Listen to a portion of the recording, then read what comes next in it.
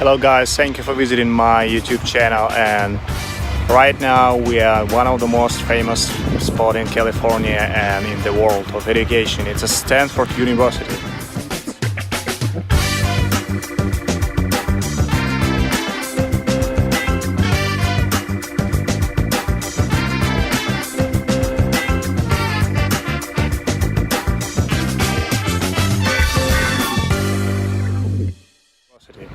It's really famous place for everyone who is dreaming about getting great education. So I really want to show you how the campus looks like and how people study here, what departments are there, and another one very interesting point here, it's the weather. So the environment is great. So you see this, it's a real feeling of a freedom here, and a lot of trees, a lot of shade, and a lot of beautiful spots here. So let me start a little bit from the history of this place, because I think it's really important to know that Stanford University is one of the most famous private university. And maybe you know, maybe not, but Stanford University isn't a part of the Ivy League universities, but it's one of the famous in the world. And it's one of the biggest and one of the most famous private university. There are about 62 departments, different departments or schools that you can choose from. And for example, the most famous are, for example, Stanford Business School, Stanford School of Engineering and Medicine. There are a lot of opportunities for technicians, for people who want to study literature, arts, whatever you want. And the total area of the university is about 2,000, it's like 200 miles. And they have a lot of different spots all over in California. They purchased a lot of lands around Palo Alto and in the Bay Area. So it's really rich, really profitable university, and a lot of people from all over the world are trying to be accepted at Stanford University. I checked some facts about the history of the university. I can say that it was founded almost 100 years ago by the very famous family of Leland Stanford, and they decided to do this after their son died after some kind of accident, and they decided to help all children of California and United States to get better education. So it was the beginning of Stanford University. They had some kind of problem with the profitability and with the growth after World War I, but later it was successfully, the problem was solved, and after that Stanford became more and more famous. So I think that right now Stanford is one of the top 3 university in the US and all over the world. For example, Harvard, Stanford, Wharton, Columbia. It's like the most famous names for everyone who want to study, who want to get a degree, who want to be accepted in a business school. So it's a really great chance for everyone to be an elite of the education. So I can say that right now the total budget of Stanford University is about $3 billion every year. So they can invest a lot of money in researchers and development in a student's life. And if you think that you can study here only if you have a lot of money, it's not true. So actually last year they decided to sponsor your education if you have a total family total income less than 1,500, 150, let me remember, $150,000 per year, so they could sponsor your study here if you will be accepted.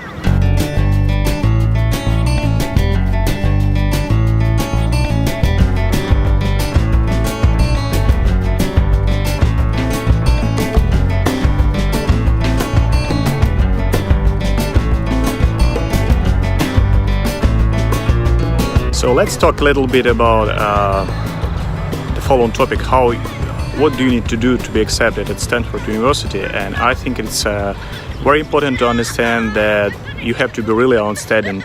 You have to get a highest possible marks after your school test. For example, you have to pass SAT with a very high score. And if you're applying to undergraduate programs here, you have to be really outstanding students from a perspective of your extracurricular activity and your sport.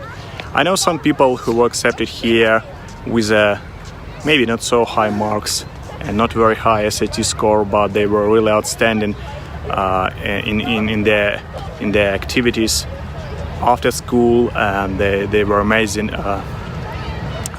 Let's say players in a football team. So it's really important for you to be outstanding in something. So when you will be doing your preparation, you have to check whether you are better than anyone who's applying to Stanford. So it's in my opinion, if you're applying to business school or any other graduate programs, you have to get great and significant experience working somewhere on important positions. But what is more important, your experience has to be pretty important. You have to do something important, and you must do something before that could help your company to be changed or your country to be changed.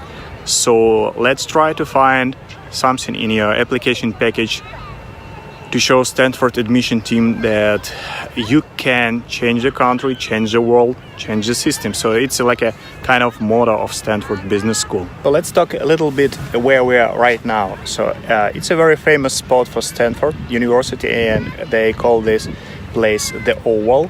So you see, this is a really great green spot on the map of Stanford, and there are a lot of families playing. There are a lot of people who just jogging or running, and next time when you will be here, I highly recommend to check this, and you will get a feeling of Stanford University life.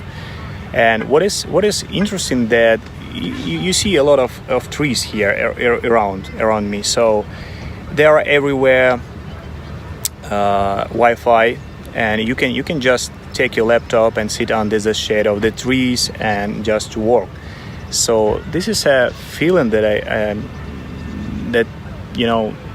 there is everywhere. So you can just spend your time studying here, and you have a lot of chances to find a good place to do it.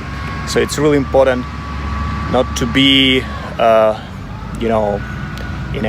under pressure of your studying process. You have to find some places where you can just to be in a calm, where you can just fix your brain a little bit and to find some innovative ideas. So I think Stanford doing this very well. So they're giving you a lot of chances to find this place here. I came a little bit closer to one more famous spot in Stanford University. It's a Hoover Tower. So if you remember, Hoover was he was a chief of CIA, and he spent a lot of time helping United States to compete with USSR. And this tower actually was named Hoover Tower, and there is a big library, so you can spend some time and to go upstairs and to check the beautiful view from this tower. So I highly recommend next time you will be here to check this place, and you will see the whole beauty of the campus. I should say that the whole campus is really big, so you can spend like 1-2 hours walking from place to place. But and I know there are a lot of different facilities, and they have their own firefighter station. They have their own medical institutions. They have a hospital. There are some very beautiful museums with a lot of statues of Rodin. So they like a city in the city. So I really impressed by the size of this place, but I even more impressed with the beauty of this place.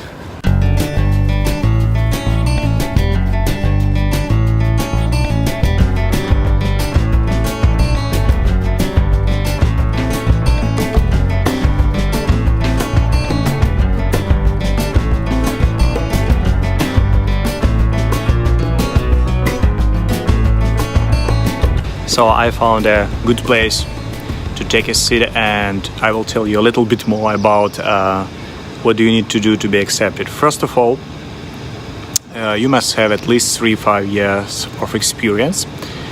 And what does it mean for you? That you cannot be accepted in, 99% of cases if you are just graduated from the college. So you need to spend 3-5 years working somewhere. You have to prove that you are a leader of your company and you can change, you can lead. The next requirement is a GMAT, and it's a very difficult test, and you need to spend a lot of time doing all these tricky questions and quizzes. So basically GMAT has 2 sections, verbal section and quantitative section. And depends on your previous background, you could spend about 2-3 months doing all these tests. And I heard many times that you don't need to have a very high score, but to be honest, I don't trust this kind of information. And I know a lot of people who were accepted at Stanford, and they had about more than 700 plus, so actually 750, 740 score. So it's a really high score, and you need to practice a lot to get this score. If you're an international student, you also have to pass a TOEFL test of English as a foreign language. If you're a Native American, or if your university gave you a degree if you obtained a degree and your main language was English, you don't need to do it. But for the international students, you have to pass TOEFL, and you have to provide this score. The next step in your application process usually will be application package, and usually it consists of 3 essays. And I have to say that Stanford Business School has a pretty interesting topics. For example, the first topic is what matters for you and why, and it's not very easy to explain what matters for you and why. And it's an open-ended question, so there is no one answer on this question. So you need to spend a lot of time thinking what really matters for you and why. The next question in the application could be why Stanford. So you have to understand why Stanford is really different from the rest of the schools. And I highly recommend to spend a lot of time speaking with alumni, searching their website to find really practical and really interesting information what matters really for you and why Stanford stand out from the rest of the schools. And usually you have to translate, if you're an international student, you have to translate